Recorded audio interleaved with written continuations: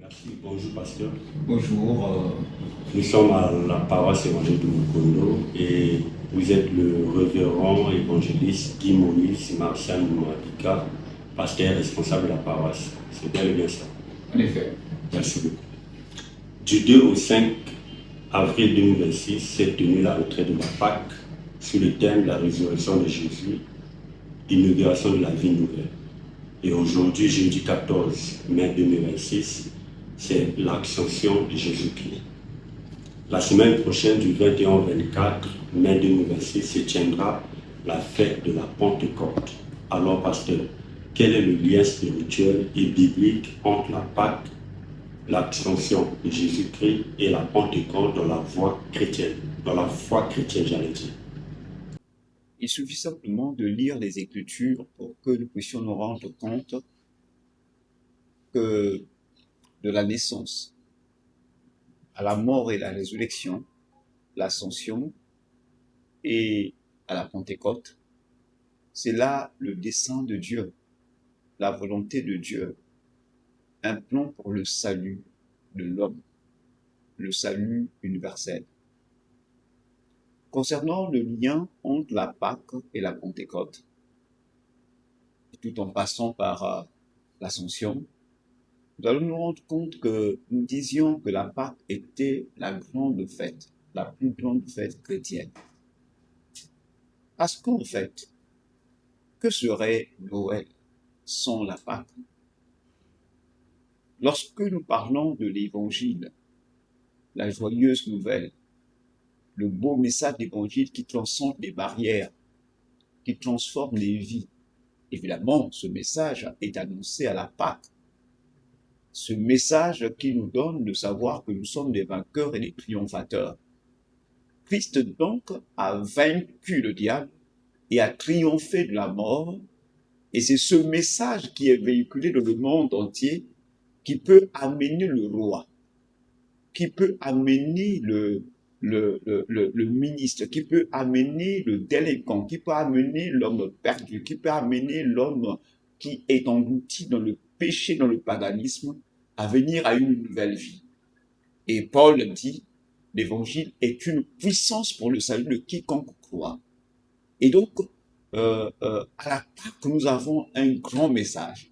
Ce message qui est véhiculé dans le monde entier et qui change les vies et qui amène les hommes à la lumière, à cette lumière, à une vie nouvelle. Alors, mais le Christ lui-même nous dit que il est avantageux pour vous que je m'en aille. Donc, il parle là de sa mort. Il dit, lorsque je m'en serai allé, je vais demander au Père de vous envoyer le Saint-Esprit. Et en partant au Père, il y aura donc l'ascendance, le Christ qui va monter au ciel. Il monte au ciel pour que désormais il soit assis à la droite du Père, et là il intercède pour nous. Donc nous pouvons dire, l'ascension, c'est la félicité, ce sont des acclamations. Le Christ a vaincu et le ciel acclame le roi qui a vaincu, le Seigneur qui a vaincu et qui désormais sera assis à la droite de Dieu le Père et il va intercéder pour nous. Intercéder pour nous afin que Dieu puisse nous envoyer son esprit. Et donc, le lien qui existe entre la Pâque en charnière par l'ascension montre que le Seigneur va exaucer, sinon ça sera l'accomplissement de la promesse faite. Merci beaucoup, pasteur. La semaine prochaine, du 21 au 24, se tiendra la fête de la Pentecôte. Alors, qu'est-ce que la Pentecôte représente réellement pour les chrétiens? De façon simpliste, avant de piloguer, de donner un commentaire sur la Pentecôte, il faut déjà dire que l'Église est née à la Pentecôte lors de l'effusion du Saint-Esprit. Et la Pentecôte, déjà dans Joël, le Seigneur dit, après cela, dans les derniers temps, je répandrai mon esprit sur toute chair. Et donc, à la Pentecôte, c'est la prophétie de Joël qui s'accomplit. Et d'ailleurs, Pierre, à la Pentecôte, tandis qu'il va prendre la parole pour proclamer l'Évangile, il revient sur la prophétie de Joël. Et aussi, la Bible dit, vous recevez une puissance, le Saint-Esprit survenant sur vous et vous serez mes témoins. Et la Bible déclare aussi que le Seigneur nous donne le pouvoir d'aller dans le monde entier pour faire de toutes les nations des disciples. Là, Matthieu 28, c'est le grand mandat missionnaire.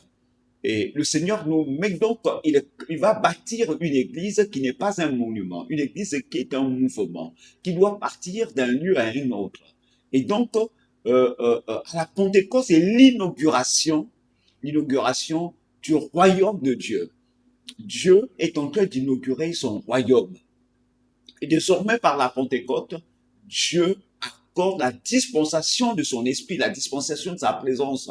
Et Dieu distribue des dons spirituels pour que nous puissions être équipés à la mission, équipés pour faire l'œuvre de la propagation de la foi. Mais non seulement ça, mais Dieu donne la puissance, Dieu donne l'autorité. Donc la Pentecôte devient comme un sceau.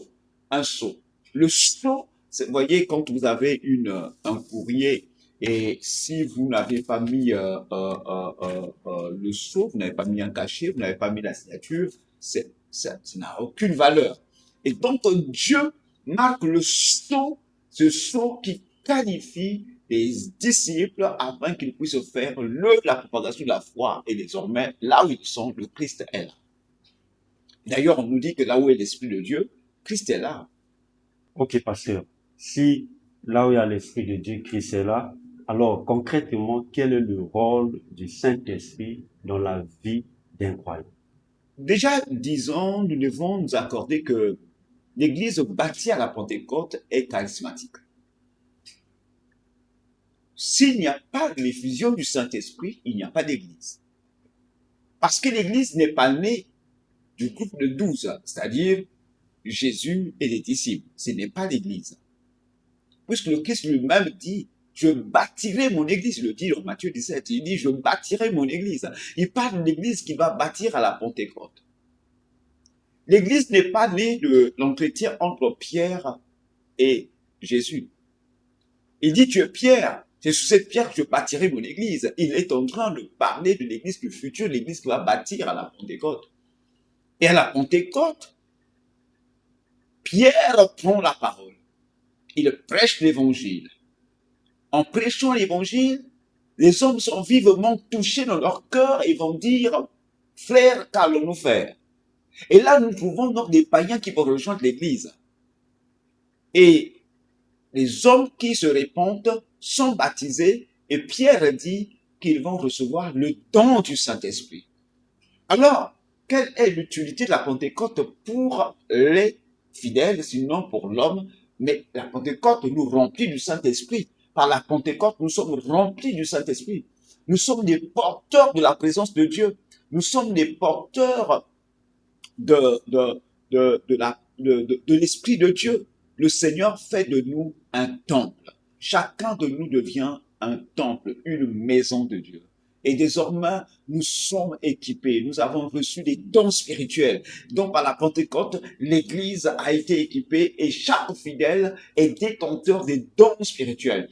Un seul don, plusieurs dons, et Dieu nous donne à la fois des dons de puissance, des dons vocaux, des dons de révélation pour que nous puissions faire l'œuvre de la propagation de la foi.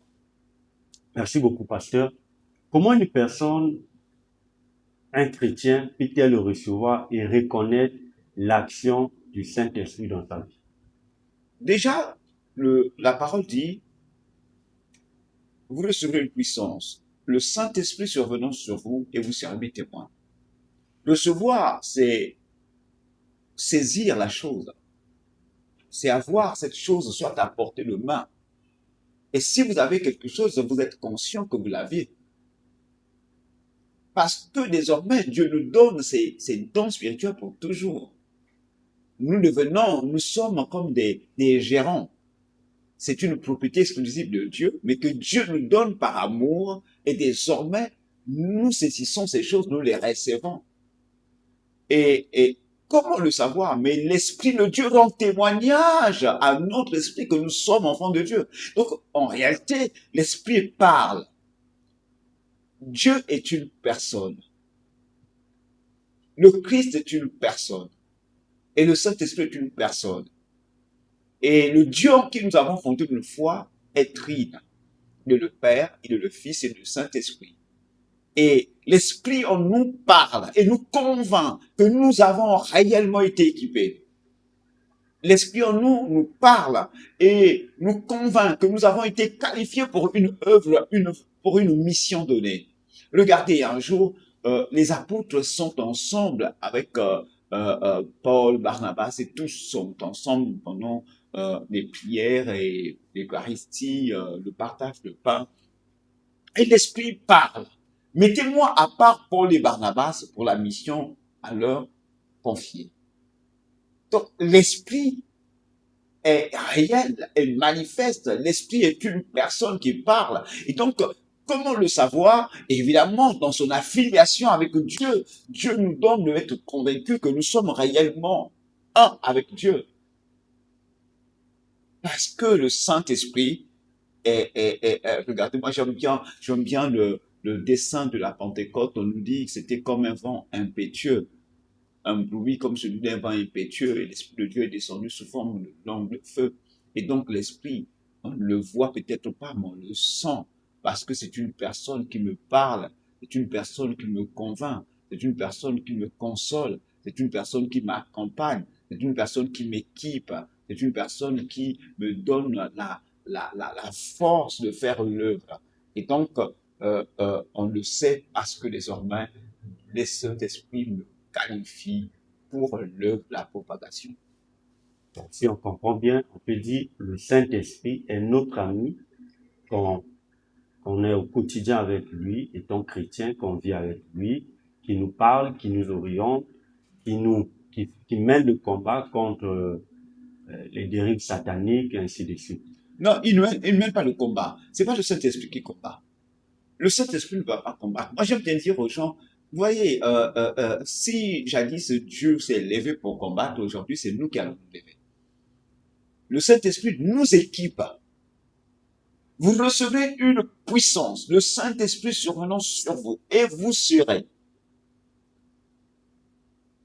Vous voyez, pendant le combat, ce n'est pas l'arme qui combat, c'est le militaire, c'est le soldat qui combat, mais avec son arme.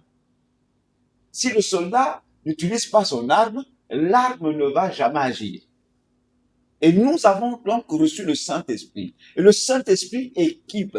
Le Saint-Esprit n'est pas une arme. Le Saint-Esprit nous équipe. Le Saint-Esprit est la troisième personne de la Trinité. Donc c'est une personne, c'est Dieu, c'est la divinité, c'est une partie de Dieu lui-même.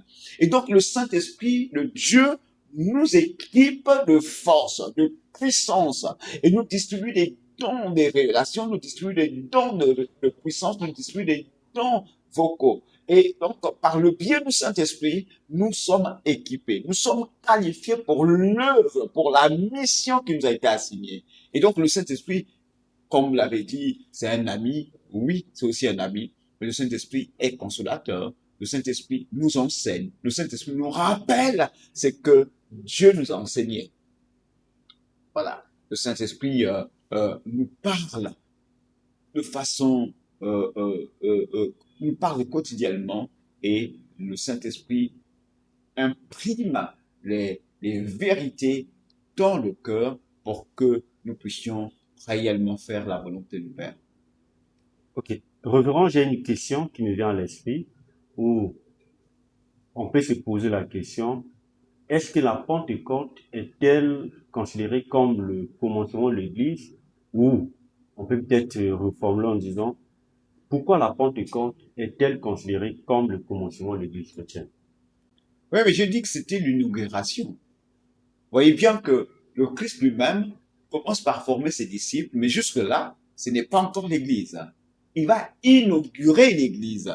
L'inauguration, c'est ce jour où le Christ remplit les 120 disciples de son Esprit Saint, et Paul se met à la brèche, annonce l'Évangile, et nous avons 3000 âmes sauvées. C'est ce jour-là que l'Église va naître. C'est une Église qui est née sous l'impulsion du Saint-Esprit. Et donc, pour nous, c'est le commencement de l'Église. Le commencement de l'Église. Et juste après, nous allons avoir le commencement de la mission. Mais le commencement de l'Église, c'est à la Pentecôte, lors de l'effusion du Saint-Esprit.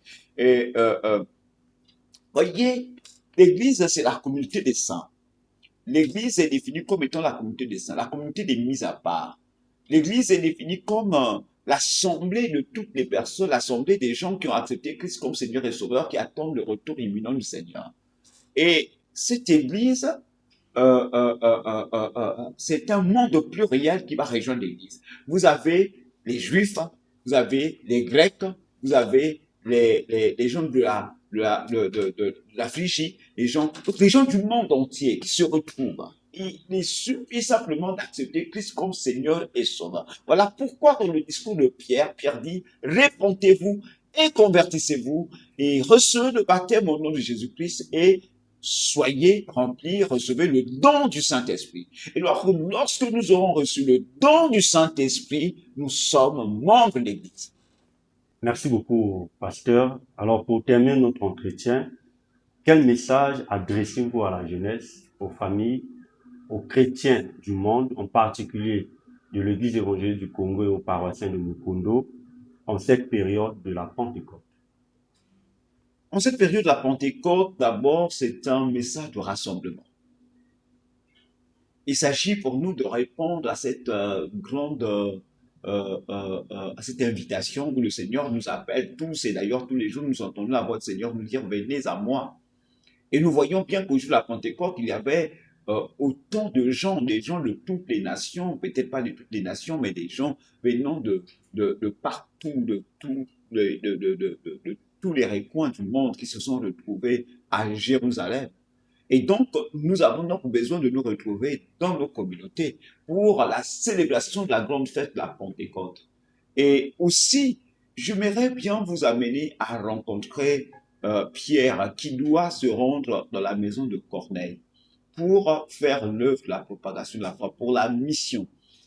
Corneille était un aimant Dieu, Corneille était un craignant Dieu, Corneille était généreux, Corneille priait continuellement. Mais cela n'a pas suffi pour que Corneille puisse être sauvé. Il a fallu que Pierre puisse entrer dans la maison de Corneille, prêchant l'évangile pour qu'il puisse se rendre compte que Corneille était rempli du Saint-Esprit, et il dit, je vois bien que Dieu ne fait accepter de personne. Si Dieu ne fait accepter de personne, il voudrait que tous ensemble, nous puissions être réunis pour célébrer l'inauguration de l'Église, mais aussi célébrer le début de l'œuvre missionnaire dans le monde, célébrer le Christ qui, dans son amour, nous donne le Saint-Esprit comme un don, qui nous donne le Saint-Esprit, qui nous donne des dons spirituels pour que nous puissions faire son œuvre. Et nous croyons que nous devons répondre affirmativement, par l'affirmatif, à l'invitation du Seigneur pour célébrer la Pentecôte. À la paroisse de Mukundo, du 21 au 24, sera organisée aussi la retraite de la Pentecôte. Alors, qu'est-ce qui est prévu pendant cette période de la fête de la Pentecôte? D'abord, à la paroisse de Mukundo, nous aurons un grand thème sur le Saint-Esprit, la dynamique pour l'Église. Le Saint-Esprit, la dynamique pour l'Église. Alors, nous voulons mettre l'accent sur la dynamique, la force. Nous avons besoin d'être forts. Regardons notre monde pour nous rendre compte que le monde nous appelle. Vous savez, j'aime bien dire aux gens que à la fois le Saint-Esprit nous appelle, mais notre temps aussi nous appelle. Comme dit le philosophe, c'est le travail qui crée l'homme. En regardant notre monde, nous allons nous rendre compte que notre monde est en train de nous presser à la mission. Parce que les familles sont en train d'être englouties dans le péché, parce que nous avons une jeunesse dépravée, une jeunesse qui est dans la qui est en proie à toutes les tentations du monde. Et nous avons besoin de faire l'œuvre. Il nous faut donc être forts. Et voilà pourquoi il nous dit la dynamique pour l'Église. Mais aussi, nous aurons des conférences, nous aurons des cultes d'intercession, nous aurons des moments de célébration, des concerts de chant, nous allons célébrer, nous allons chanter pour l'Éternel parce que nous aurons des groupes qui vont partir de Pointe-Noire, 3 groupes de Pointe-Noire qui vont nous rejoindre à cette célébration. Donc nous allons avoir des moments de louange et d'adoration, ce sera des grands concerts, et nous aurons les cultes et la Sainte Seine. Et nous voulons que chacun de nous puisse prendre place à cette grande célébration pour que la fête soit belle. Ok. Avez-vous un dernier mot? Un dernier mot, c'est juste vous dire, le Seigneur vous appelle. Venez nous rejoindre. Nous avons besoin de vous pour qu'ensemble, nous puissions former une armée. Le Seigneur nous donnera de ranimer le don spirituel pour qu'ensemble, nous puissions reprendre notre armure et nous engager à cette grande bataille, à cette grande guerre, parce qu'il nous faut aller arracher ce monde perdu dans les ghettos et dans les bas-fonds de la société qui ont réellement besoin de Christ. Merci beaucoup. Nous sommes arrivés à la fin de notre entretien et nous vous disons merci pour la réception. Merci, que Dieu bénisse ça. Merci.